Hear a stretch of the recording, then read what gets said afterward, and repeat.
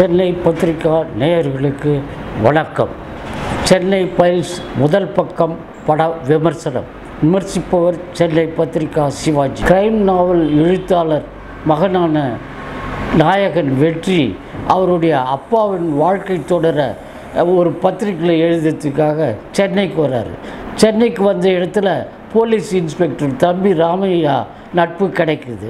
வெற்றியின் துப்பறியும் திறனால் ஈர்க்கப்படும் தம்பி ராமையா தனக்கு உதவியாளராக வச்சுக்கிறார். அப்போ ஒரு பெண் நிருபரும் சில பள்ளி மாணவர்களும் ஒரே மாதிரியாக கொடூரமாக கொலை செய்யப்படுறாங்க. இந்த தொடர் கொலைகளின் பின்னணியை கண்டுபிடிக்க களத்தில் இறங்கும் வெற்றி அதை எப்படி கண்டுபிடிக்கிறார், கொலைகாரன் யார் என்பதை சொல்கிறது தான் சென்னை ஃபைல்ஸ் முதல் பக்கம். கிரைம் த்ரில்லர் படத்தில் வெற்றி நடிக்கிறது ஒன்றும் புதுசு இல்லை. இருந்தாலும் ஒரு டிஃப்ரெண்ட் ஆக்ஷனில் இந்த படத்தில் நடித்து அந்த கதாபாத்திரத்துக்கே உயிர் கொடுத்துருக்கார். நாயகி ஷில்பா மஞ்சுநாத்துக்கு காதல் காட்சிகளும் இல்லை, பாடல் காட்சிகளும் இல்லை. இருந்தாலும் சில காட்சிகளில் நடிச்சிட்டு கிளைமேக்ஸில் முகம் காட்டுறாங்க. போலீஸ் இன்ஸ்பெக்டர் தம்பி ராமையாவுக்கு வழக்கமான காமெடி ரோல் தான்.